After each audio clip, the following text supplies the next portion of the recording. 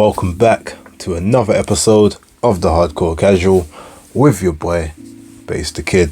As always, please like and subscribe, share with a friend, a colleague, a relative, an associate, an enemy, any and all in between. It is appreciated.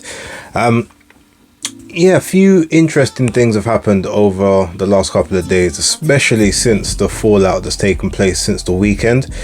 So I guess without further ado, let's get into it. So Alycia Baumgardner has now received a show cause letter from the WBO, basically giving her 30 days to explain her case as to why she should hold on to their belt. If she can't explain basically what happened within the failed drugs test that took place after her July 15th event against Christina Leonardo, then she'll have sort of no recourse to be able to hold on to it. Now, the Detroit Sports Commission, I think, were the ones supposed to be handling it. I'm not sure exactly what they're called. It might be MCUU or something like that, or MUCC. I think MCUU, the Motor City Union or something along those lines. But the thing that's I'm wondering more than anything is they sent this show cause letter via Twitter. Obviously tagged her and I think Eddie Hearn or Matchroom into it to basically say, look, well, you've got 30 days from this date, with the entire letter visible for anyone to click the link.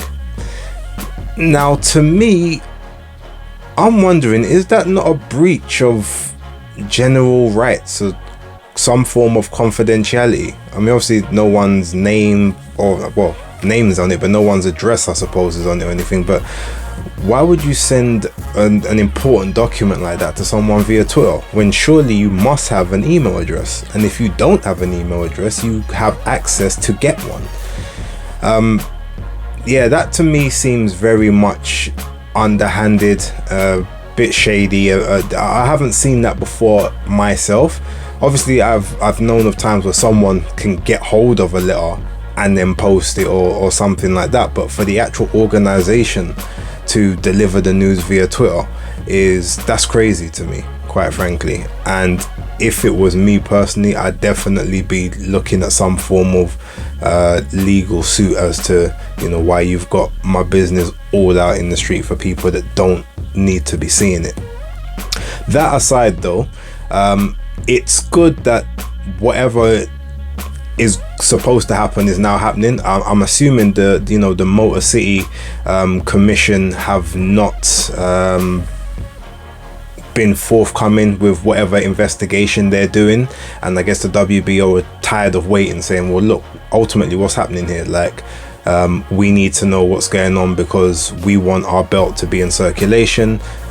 We don't know if you're able to, if you've cleared your name, if you're able to fight, and if you're not able to fight, how long for, and then also if you're not able to fight, well, then the fight needs to be changed to a no contest, and we need to be able to have our belt in circulation. And if you can't fight up until a period as to when we want the next mandatory to be called, then we need to take that. And I'm assuming, look, if she hasn't got any recourse within the next 30 days and that belt's gone, and then I'm sure that the rest of the governing bodies will follow suit. More than likely the WBC will be next. Actually, to be honest, it would probably be the IBF, then the WBA, then the WBC finally, because I guess she sort of does champion the WBC, so they might sort of be the last to act in this particular situation. So I'm not particularly sure how that's going to go. It's not looking good. I mean, I'm still maintaining, innocent until proven guilty, but we've not heard anything about the situation.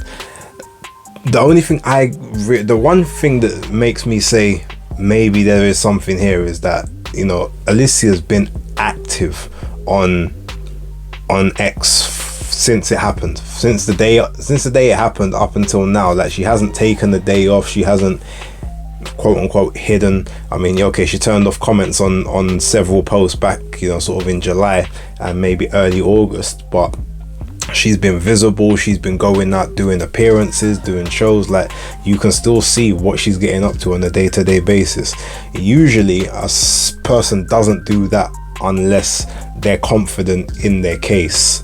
You know, on the flip side, you've got Dillian White at the moment and Robert Helenius, who are very much, you know, in the background working on whatever they're working on, but no one's heard a peep from either of them since their situations have kind of taken place. So I don't know, it's going to be real interesting to find out what's going on here. But yeah, that's the story at the moment. WBO have issued their show cause letter, and that took place yesterday, which is Wednesday the 30th of the 31st of October. So I'm guessing it's got until what, the 30th of November to figure out exactly what's gonna be happening next. Yeah, so Tuesday the 31st of October. Yeah, I'm getting my days mixed up, it's the first today. So yeah, so I'm assuming you got up until the end of this month, basically 30th of November, to work out what's going to happen. But yeah, I just hope that whatever it is, we get a swift resolution. But generally speaking, as I said, my opinion on the way it was delivered is nasty. And even if she is guilty of whatever, like, that still to me is not the way to communicate news or you know, issuance to, you know, to one of your competitors. So yeah, WBO definitely got to do better in that sense. So since the weekend wrap, I haven't really given much more opinions and thoughts towards what really took place on Saturday night, Sunday morning with regards to Tyson Fury and Francis Ngannou. And the one thing, I mean, look, I'm sure I kind of highlighted this at one point, but I want to kind of just bring it up again. It's crazy to me how both Tommy Fury and Tyson Fury both went life and death with non-boxers in their last bouts. And when it comes to Tommy, he went life and death in his last two bouts, getting dropped by a YouTuber turned boxer in his fight previously to Jake Paul. You've got Tyson Fury getting dropped by, you know, while he's a quality striker, an MMA guy who's had his very first professional boxing bout. To me, that's the whole Fury name in tatters now. It's very hard to come back from that in terms of a mystique of the greatest, you know, or whether you want to say the greatest fighting family, like the Fury name has a presence within the UK, right? And being shown up by people that have only been doing this a year to 4 or 5 years, when, you know, a lot of you pretty much would have been boxing from what, 6, 7, 8, born into fighting families, you know, grew up around boxing from the youngest of ages. Obviously, remember, John Fury used to box professionally, so Tyson would have grown up around that, Shane would have grown up around that, Tommy would have been at the back end of that more than likely, but, you know, he's grown up around Tyson, and again around, you know, Peter Fury, Hughie Fury, and all of that. So you just say to yourself, how do you get it so wrong? It's, to me, it's mad. But the one good thing is, as I've said previously, it now exposes what I've been saying and what I've said for years, that, you know, Fury, I'm not saying he's rubbish, but he's not as good as he was made out to be. He never has been. Yes, I've always rated his mind games and his ability to take someone's attributes away from them. Again, if they're an aggressive person, he's able to mellow them out prior to the fight. If they're sort of a mellow person, he'll make them fight off emotion. But when he's not able to get that upper hand on someone prior to a fight, 9 times out of 10 the fight didn't happen. We've got the Ustinov fight as reference to that. we've got the Vladimir Klitschko rematch as reference to that. Remember, even though yes, he beat Dillian White, and I predicted Dillian White to beat him, like he dodged that fight 2.5 years prior to that, because he wasn't sure about that one. The initial and immediate rematch with Deontay Wilder, that got dodged for a year before he went and took care of that work again. Giving Derek Chisora a third fight when there was no justification for it. All of these things just tell you, like, it's almost as if he's put himself in the position to fight guys that he knows he can look impressive against, who are just sort of maybe slower, more cumbersome, just going to come forward and swing heavy shots so that he can, do a little quick maneuver and make someone think, oh yeah, look how fast he is for a heavyweight. All that, he's been very, very careful with his matchmaking, and then obviously every time that he's faced someone that's a decent mover, i.e. Steve Cunningham, Otto Wallin, even now Francis Ngannou, like, he's faced 3 good movers and he's come unstuck in all of those. I guess it's time we kind of know his kryptonite. I feel like we know what his kryptonite is now. When it comes to guys his own height and size that don't really move about that well, yeah, he looks impressive against them. When it comes to smaller, more, nimble, athletic, agile guys, that's where he struggles. So the Usyk fight's going to be very, very interesting. I think they are all confirmed now that it will take place in February as opposed to December the 23rd, which I said it was never going to take place on that date. That was all just it was never going to, even if he won the fight in the first 2-3 rounds against Francis Ngannou, it was never going to happen. Then there was always going to be some form of excuse to say, yeah, well, let's run it in February. But obviously with sort of, I guess, a part of the beating he took, it just made it more palatable. So I won't really address too much more on that moving forward. Whether he's shot, whether he's washed, whether he's in decline, or whether, like I've said, he just wasn't as good as people said to begin with, he's going to have to do some really deep soul searching to get through the next fight with Usyk if it happens, and then the rematch if that takes place, and then whatever he chooses to do after that. I think probably he will be out of the game. I don't think the Anthony Joshua fight happens at any point anymore. I just can't really see it. But look, ultimately, one thing I'll credit him with, he's had a good run. The rebrand, it worked for a period of time, and he had a decent first first stands of his career, I'll probably say. So I mean, he's made off like a bandit, and I got to applaud him for that, if nothing else. But we'll see if he can rise to the occasion one last time. So from reports, you had Dewey Cooper specifically say it, but it looks like Mauricio Sulaiman has come out and confirmed that they are going to consider instilling Francis Ngannou into the top 10 of the WBC rankings based off his performance on the weekend. Now, firstly, I've got to say, I think that's crazy. Don't get me wrong, he had a great performance. As I said on the weekend wrap, like, he won. Regardless of actually how the fight played out round by round or whatever, he won. He went the distance with the quote-unquote best heavyweight of this generation, arguably the best heavyweight or the greatest heavyweight of all time. He went the distance with him. He dropped him. First ever fight, like, took no real damage, didn't flinch at the elbow that Fury threw at him either, like, all of that. So he won the night, he won the contest. But on my scorecard, I did have Tyson Fury winning the actual fight. A lot of people would say, oh, well, you don't like Tyson, so you'd say Francis won. But no, I actually had Tyson winning the fight 6-4, including the knockdown, so 95-94. That's how I scored it. Every round that I gave to Tyson, though, except the very first one, was either extremely close or it was very much a swing round, whereas the 4 rounds that I gave to Francis Ngannou were very, very clear Ngannou rounds. But that in itself doesn't necessarily mean that you still didn't come away with the victory.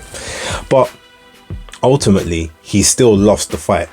So on your debut, you lose, but get considered as a ranking for a legitimate world title if it happens. Now, look, the only reason that's happening is so Mauricio Sulaiman can put a WBC, whether it would be like a diamond belt, or he can claim some form of sanctioning fees, or even sanction for the actual real belt to get put on the line in a rematch if it were to happen.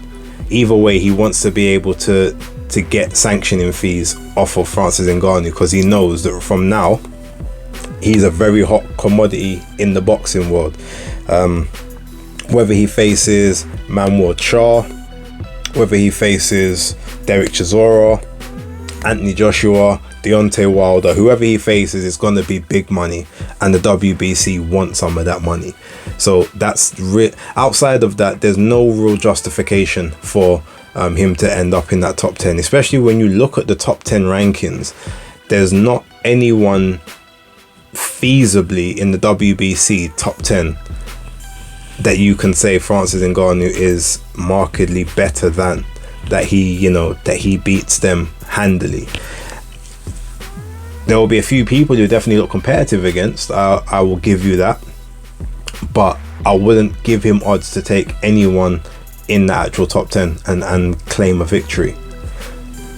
So yeah, on that particular front, I think that's total ludicrousy from the WBC. But again, we be crooks, as they say, like they be trying to find any way to make money.